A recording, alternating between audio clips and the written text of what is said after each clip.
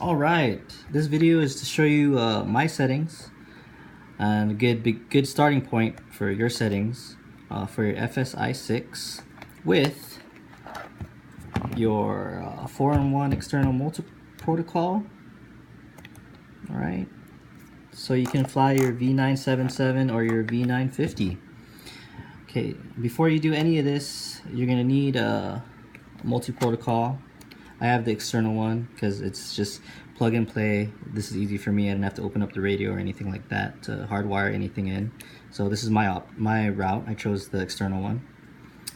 And then you're going to need to upgrade your FlySky FS-i6 firmware to 10 channel.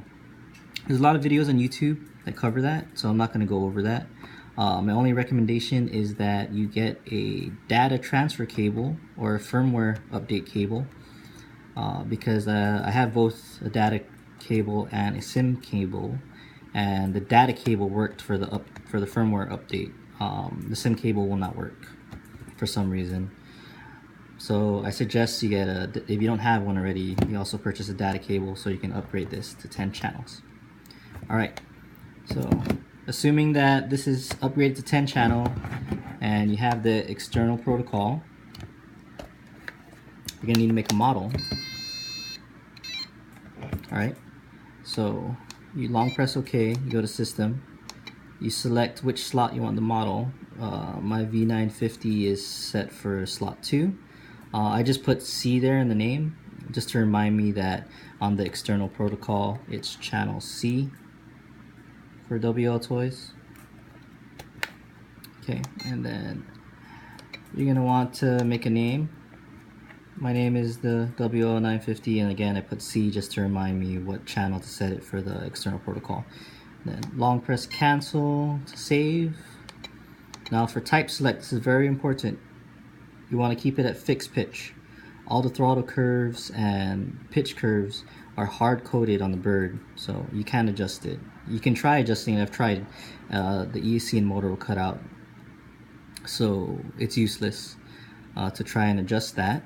It's all hard coded on the bird itself. And also, if you change this to 90-degree swash, 120, it's a 120-degree swash. If you change it to 120-degree swash, the transmitter will try to mix the swash for you like it should, but everything is already mixed on the helicopter. So in actuality, you're double mixing and it's not going to work at all. So you need to have this set to fixed pitch. Long press cancel to save. For receiver setup, I have mine set up to AF HDS off. You can have it on. I prefer off just because after you upgrade to 10 channel, with it off, it still has the battery bar indicator. If it's on, it'll just give you voltage. I like seeing the battery bar indicator, so that's why I have mine set to off.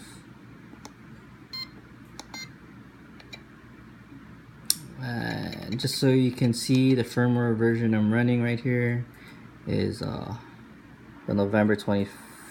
What is this? Fly Plus Beta. Can you see that? Sorry. And then 2016. Okay. And like I said, I have the battery bar here with that AF HDS off. I like seeing that. You're gonna want to go to your function setup. Alright, so now the fun part. Reversing. You're going to need to reverse channels 1 and 4. Alright. Long press cancel to save after you reverse them. Now for endpoints. I started off with 80% and I feel comfortable right now flying at 82%. So that's my suggestion to you guys. Just start off at 80% and slowly bump it up to 3% until you find a good roll rate for you. 82% is fine for me. For rudder channel 4, I just leave at 100%. So channel 1 and channel 2, so you guys know that's what the channels do right here. Channel 2. Long press to save. Again, just start off at 80%. and after you fly it around, you can bump it up slowly to get for your feel on how you fly. Okay, auxiliary channels. Okay, so for your aux channels, channel 5 is your high and low on your 977 and 950. So I have my channel 5 set to switch C here. So all the way forward, which is the off position, is my low rate, and then flip back all the way back is my high rate. And then channel 6 is set to switch D. So on the stock transmitter, your throttle hold is on the right. So channel 6 is throttle hold. That's why I have mine set to switch D, just because I'm used to the stock transmitter, it being on the right. Alright, so channel 7. Channel 7 is idle up. Again, the stock transmitter, your idle up switch is on the left. So I have my channel 7 set up to switch A, up, idle up on, idle up off. Okay, channel 8, I have that set to my variable knob, A. Alright, so turned all the way counterclockwise and locked is your 6G, your 6-axis. And then turned all the way clockwise, locked to the right, is your 3D. And I have it set to this because because I don't fly in 6G. I always fly in 3D or 3G. So that's why I chose to set it to the variable knob A, because I never touch this anyway, so it just stays in the 3G position. It's up to you where you want to put it. This is my preference. Like I said, I never fly in 6G, so that's why I set it here. Alright. Unfortunately, channel 9, I haven't been able to get it to work. That is where it uses the throttle trim.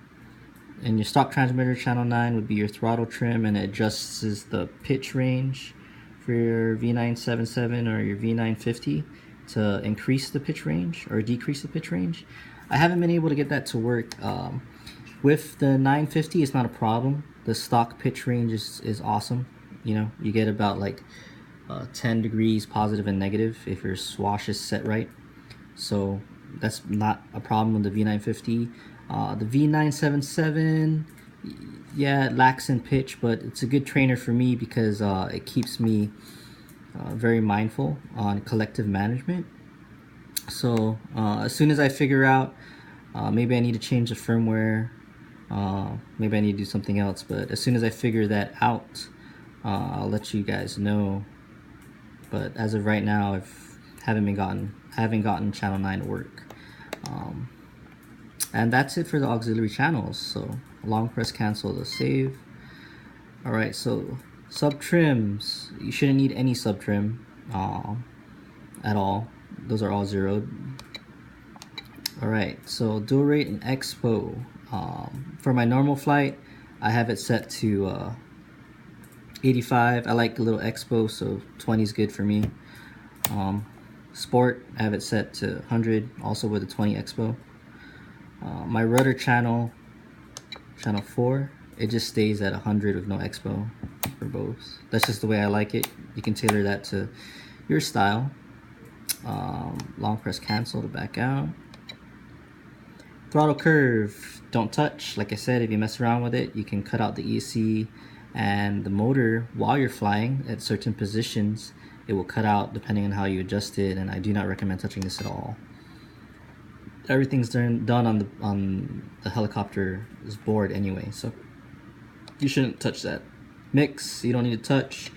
Gyroscope, make sure it's set to off.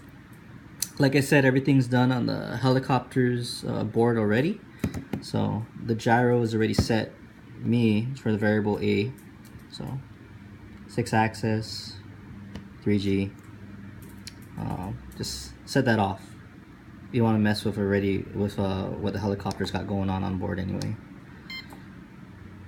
Alright, so your regular switch is assigned. Alright, so fly mode, I don't know if you saw earlier, I set that to switch B.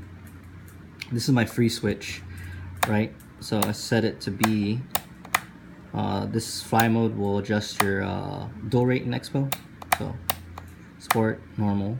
Idle up, you need to set this in the transmitter. So I already set that channel to switch A. So whatever switch you assign for that channel, just also mimic it. So since mine's set to switch A, I also set up my idle mode to switch A. Works fine, idle up. And for throttle hold you want off. Like I said, everything's done on the computer, so your channel 6, just as long as you set your channel 6 to switch D, the throttle hold will work. You don't need to set this at all. Just I recommend leaving that off. Just remember to assign channel 6 to switch. Long press cancel to save. And that is it. Alright. That is it. Now when binding your transmitter to your like v950 or 977 for the first time, what you want to do is after you set up your model like we just did, good practice is I just turn off the transmitter, turn it back on, just make sure everything saves, reboot the transmitter, and then you want to go ahead and plug in the 977 and the 950. After it plugs in, it'll be blinking looking for a signal from your transmitter. Then you're going to want to hold the bind button in the back here and then flip it on, right? And then you're going to see the status LED. And then just hold it for a few seconds and then let it go. It should stay solid green. You should be bound. Just remember to have your throttle hold on and then just check it. Make sure everything works the way it should. You have positive pitch, negative pitch, swash movement is correct, and then that's it. The next time you fly the bird, you can actually, that's just the binding procedure for the first time. After that, you can turn on your radio like normal, right? This is what I do. Turn on my radio, throttle hold on, and then I'll turn on my multi-protocol, then I'll plug my bird in and it'll pair, it'll bind. You just need to bind it the first time like how I showed you, and after that it's just like how you normally would. And that's it. Hopefully this made sense. Like I said, you need to upgrade this to 10 channel first. There's a bunch of videos on YouTube already showing you how to do it. You need a data cable for that. Go ahead and buy that and upgrade it. Software is free, it's on GitHub. The video should give you a link or tell you how to get it or what to search for. If you have any questions, please feel free to ask. I speak English, so if you have any questions, go ahead and try to leave a comment in English. If you don't speak English, you can write it in your native language. I'll try and translate it using Google. Whenever I get the chance, it's easier for me if it's English. I can just go on my phone and reply whenever I get a notification. So yep, hopefully this video helps.